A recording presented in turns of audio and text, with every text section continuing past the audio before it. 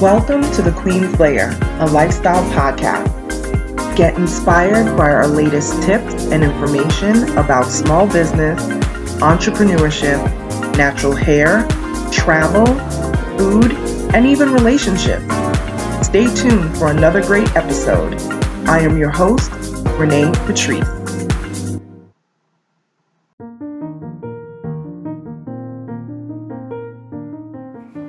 Welcome back, everyone. Thank you so much for tuning into my podcast once again. Thank you so much for your support. I cannot say it enough. If you are just finding this podcast and you are deep diving into the different episodes, there's 260 something episodes by now, I think. Thank you for being here. I'm glad that you found me. Today I am going to, just to let people know, as of March 13th, today's March 14th, as of March 13th, I have gone through all emails and I have responded back to all of my podcast emails. So if you have written me that you wanted me to talk about a specific subject matter, to be honest with you, I would say 95% of the emails that I got in regard to the podcast and wanting to cover a specific subject, I have actually already done. So I know that the people that are writing these things are usually people that are new to listening to my podcast, which is fine. Welcome. But yes, I have covered a lot of subject matters. My podcast is quite a few years old now. I used to do the podcast like once a month at one point, and then I bumped up to twice a month and, every other week. And now I'm actually doing daily. I've been doing daily podcasting since December. I started off with Podmas, which is very similar to Vlogmas. If you guys watch YouTubers when they do their special Christmas vlogs. So I did a version of that, Podmas, during December, and people just loved it. They were like, oh, you need to do something every day, even if it's like just a motivational thing. And I'm like, okay. So I actually really love doing it. So I have been going daily now since all of the month of December 2021 and January and February. And here we are halfway through March. So check your emails because I have responded to every single person that emailed me, and I had maybe a couple dozen emails. So I responded to everyone, and hopefully you'll check your email and you'll see that. But I did get one email that did stand out that is more of a relationship type question. Kind of going down the Dear Abby road with this one, but I felt like it was really good to bring up because it does kind of tie in business as well. And the individual, the person writing me, is the woman in the relationship, and I'm thinking that the two people are married. She didn't say that they were married, but it sounds like they're married, that they've been together for a long time and they decided to start a business together. So they are entrepreneurs. They both quit their jobs, but they find that they're arguing a lot. And what's happening is that the woman feels like, they're not fighting fair. They're not arguing, like effectively. And there's actually effective arguing, which I didn't know this until I started going to therapy. And I was like, wow, this is a new concept. People just think of arguing as something negative, but it actually can be very therapeutic for a relationship, and not just couple relationship, but also siblings and, all different types of relationships. And not so much arguing, but, a hashing out of differences. And it doesn't always have to escalate to an actual, loud argument. But basically what she's saying is that she likes to go, when they get into a disagreement, she does not like to talk about it right then and there. She just wants to walk away, deal with it later, or sometimes doesn't deal with it later, which her partner has, pointed out to her that he's like, well, when you do come back later, we never end up talking about it. So it seems like he's the person that wants to address it right then and there. Okay, so I will give you a little bit of a personal background from my side. I am very much like this guy. Okay, if I get into an argument with my significant other, I don't care what is going on. I need to squash it right then and there. Now, I have been in these exact scenarios where the other party wants to just not deal with it at the moment. They want to walk away. They want to, go walk outside and come back an hour later, all these sorts of things. Now, I can understand when you need a break. I can understand when you want to not speak about it. But what I have found over the years and over time and this experience is that even though you're clearing your mind and you're going to go take a walk and you're getting away from the particular situation at that moment, a lot of times, not every time, but a lot of times, if there is not great communication, you don't go back and revisit it, because a lot of times the person who is walking off, who doesn't want to address it, a lot of times they are not willing to go down that road again because they just don't want to deal with it. And what ends up happening is that thing gets swept under the rug. So just think about if you keep on doing that every so often. People don't argue all the time. Couples may argue once a month, like that one good argument, or something like that.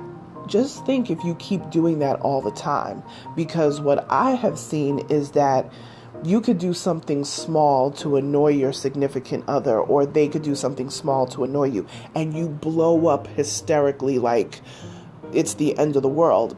It's not because they left the cap off of the toothpaste. It's not because they dropped a dirty piece of clothes on the floor. It's all the other things that you've been sweeping and pushing down. And then it just all comes to a head in one, explosive thing. And the other person feels like, well, why are they blowing up at me about something so minuscule? Well, it's not just that thing. It's kind of like all the other underlying things. And have you ever gotten into an argument with your significant other and all sorts of other stuff starts coming out?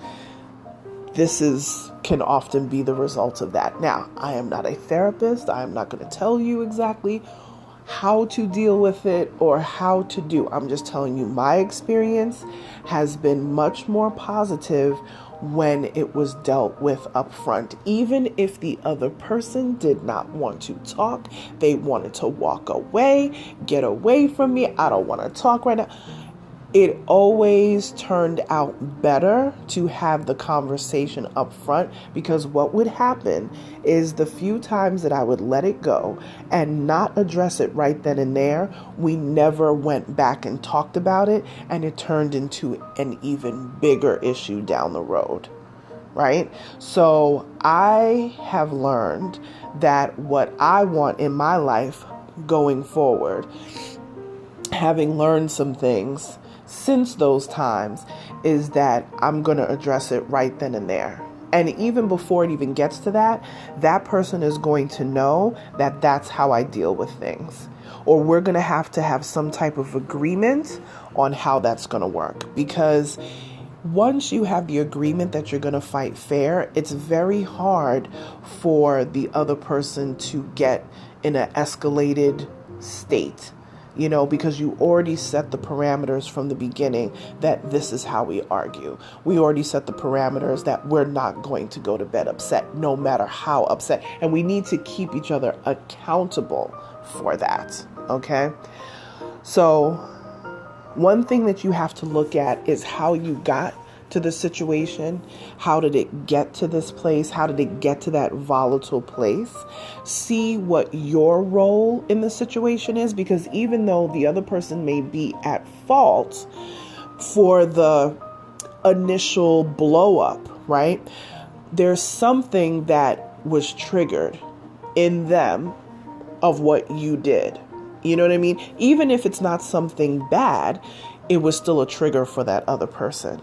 You know what I mean? We don't know if we're triggering other people, but we have to be able to communicate and be able to talk about that. Is this something triggering to you? And if it is, the person who is being triggered needs to speak up and say, hey, I don't like it when you do blah, blah, blah, or I don't like it when you say yada, yada, whatever. It doesn't feel cool. It's not cool. Because you may just be saying something just off the top of your head, not even thinking anything about it, and the other person is feeling hurt by that. But that's where the good communication comes in, right? And the fighting fair. Because to me, this is my personal opinion, to me it's not fair for you to be able to yell and say your piece and then walk out the door. And then I'm left to just soak all of that in. And really what happens to the other person who wants to talk about it right away, they tend to fester on it. And then they don't want to talk. You know, when they wanted to talk, the other person slammed the doors and walked out of the room. Then they don't want to talk. And then the conversation, not all the time, but often never happens. And everybody's like, I'm sorry. But saying sorry to me is not enough. You need to acknowledge what you are sorry for. Just to say, oh, I'm sorry I hurt you, or I'm sorry I was unkind, or whatever. Say out what it is, what you did, and apologize specifically for what you did. Because, again, the sweeping under the rug is going to be a thing. And that's how the cap off of the toothpaste becomes World War III. You know what I mean? So I really do believe that you have to look at your role in the situation. Both parties look at what role they are in the situation. And saying sorry ain't gonna kill you. But what are you sorry for? Claim what you are sorry for. That is much more, that's being much more accountable than just saying, I'm sorry I hurt you. I'm sorry for saying that you were ... I'm sorry for not doing ... Claim the thing and be accountable. That is truly being remorseful for what you have done. And it just comes across much more believable. And I feel that you will less likely, you'll be less likely to go down that road again if you claim what it is that you did wrong. Don't just say, oh, I'm sorry for hurting you. No, say what you did. Say what you did. Speak on it, because it's an imprint in your mind. You know what I mean? And a constant reminder for you to not go down that road again. Do not say those unkind words again. And we always mess up, and we know people make mistakes, and some people just make bad decisions. I mean, we're all human. But claim what you did and be accountable. You know, so not just sorry, but be accountable for what it is that you did, right? And fight fair, you know. But I think this is why I say, and I think I said this in a couple podcasts ago, go to therapy when things are good, because you're in a clear mind. That person is A1 loved of, you know what I mean? Go to therapy when things are good so that you're in a better space. Because by the time you get to therapy and you hate that person and they hate you and all of that, you can't even hear each other at that point, you know? And it just turns into disaster on top of disaster sometimes. And you're not listening to each other at that point, you know? So go to therapy when things are great, for maintenance. Just like you put oil in your car every 3,000 to 5,000 miles for maintenance to keep everything flowing, go to therapy when things are good, you know? So that if there's anything that happens to bubble up, you can catch it before it turns into quote unquote an issue, right? So anyway, I hope that helps. You know, giving my personal experience, I've definitely been down this road, so I totally understand. But, you know, fight fair. You know, it's nothing wrong with having a healthy argument or healthy discussions, but it needs to be fair. It needs to be fair, and both people's needs need to be met. All right, you guys, find me on social media at Onyx Queen Media across all socials. Like, share, subscribe to this podcast. I will tag you on social media to give you a shout out in my Instagram stories. Email me, hello@onyxqueenmedia.com. Bye, you guys.